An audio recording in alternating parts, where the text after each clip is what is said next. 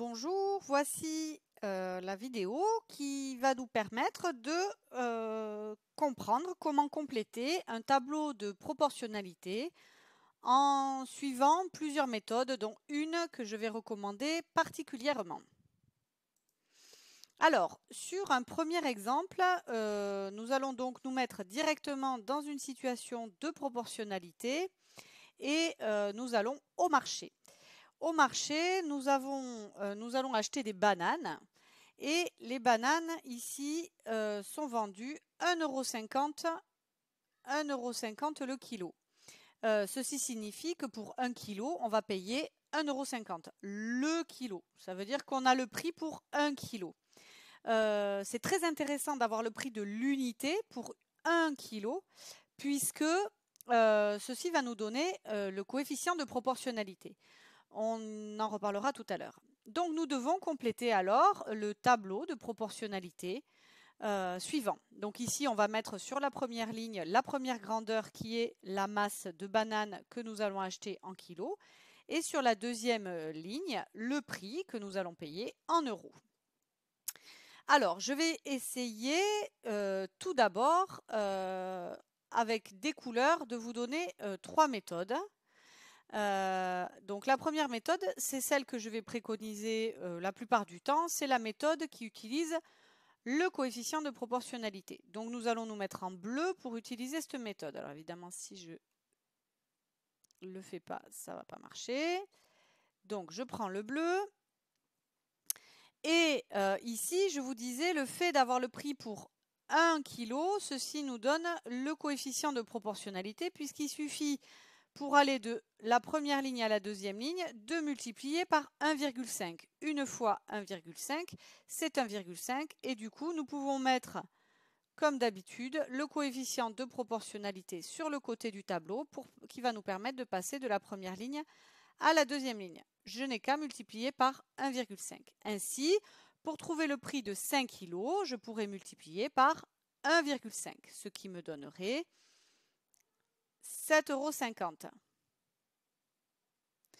Maintenant, si je veux utiliser une autre méthode, je peux utiliser une première méthode, vous allez voir, la méthode additive. Alors, je vais l'utiliser en utilisant la couleur rouge. Et donc, je vais utiliser la méthode additive pour déterminer le prix de 6 kg de bananes. Donc, si je veux acheter 6 kg de bananes, eh bien, je peux utiliser les informations que j'ai déjà complétées. Alors, certes, grâce au coefficient de proportionnalité, mais je connais le prix de 1 kg et je connais le prix de 5 kg.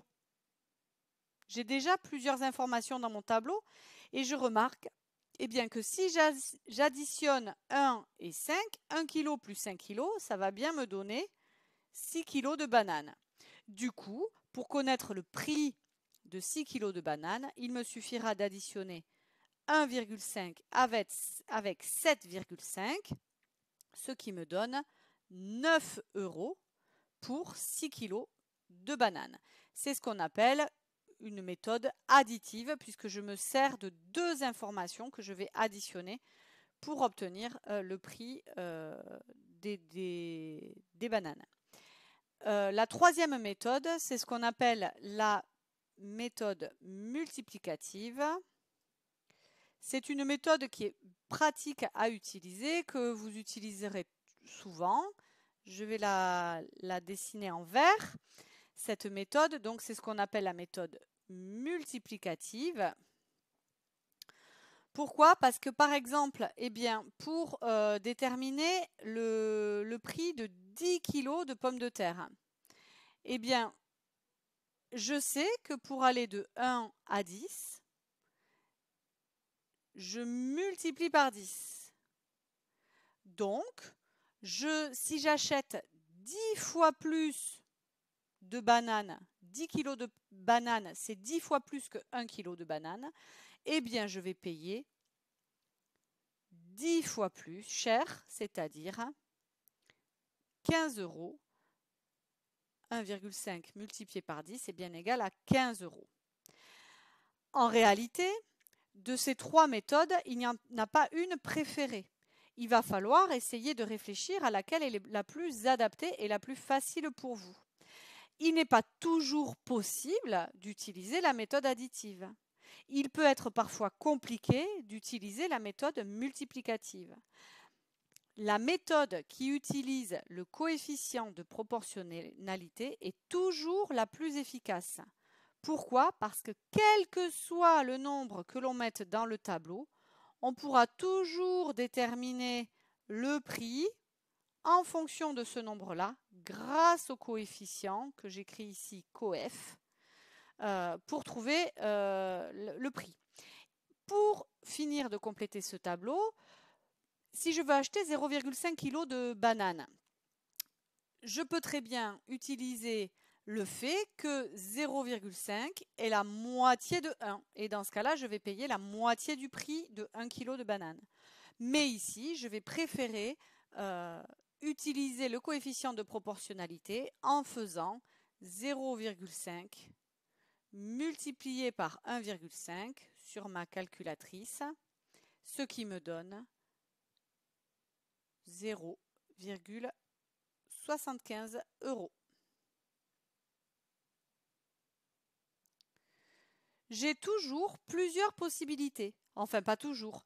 Mais la possibilité qui va pouvoir être utilisée à chaque fois, c'est bien la méthode qui utilise le coefficient de proportionnalité. Un autre exemple, et après je vous laisserai. Ici, je remarque que le périmètre d'un carré est proportionnel à la longueur de son côté. En effet, un carré qui a pour côté 2 cm a pour périmètre 8 cm. Donc je vous rappelle qu'un carré est un quadrilatère qui a 4 angles droits et 4 côtés de même mesure. Donc si l'un côté fait 2, lorsque je calcule la longueur de son contour, son périmètre, je multiplie donc 2 par 4 et j'obtiens 8 cm. Il y a bien de la proportionnalité puisque il suffira pour obtenir le périmètre d'un carré de toujours multiplier le côté fois 4, par 4. J'ai donc toujours cette formule qui me permet de trouver le coefficient de proportionnalité. Je peux, pour le déterminer, soit utiliser les longueurs qui me sont données pour les deux grandeurs. Ici, la longueur du périmètre divisé par la longueur du côté, c'est bien égal à 4. Ou je peux aussi utiliser cette formule que je vous ai donnée précédemment. J'ai donc deux façons de calculer ici le coefficient de proportionnalité, en utilisant la formule du périmètre ou bien en faisant le calcul 8, la longueur du périmètre divisé par la longueur du côté par 2, pour savoir par combien je dois multiplier les nombres de la ligne du haut pour obtenir les nombres de la ligne du bas. Et je n'ai plus qu'à utiliser ce coefficient de proportionnalité pour compléter ce tableau. 4 fois 3,5, c'est égal à 14. 4 fois 15, c'est égal à 60. Et 4 fois 74, c'est égal à 296. Je voulais vous montrer cet exemple juste pour vous dire que cette méthode qui utilise le coefficient de proportionnalité est tout à fait efficace. Ici, j'ai des difficultés pour utiliser la méthode additive. Il n'y a aucun nombre qui, en s'ajoutant, va donner un autre nombre de la ligne du haut. Il y a aussi une difficulté si je veux utiliser la méthode multiplicative. Il faudrait que je cherche par combien multiplier 2 pour obtenir 15, par combien multiplier 2 pour obtenir 74. Ici, les nombres ne sont pas évidents. Donc cette technique du coefficient de proportionnalité est vraiment la plus efficace. Voilà, merci de répondre au petit questionnaire laissé à la suite.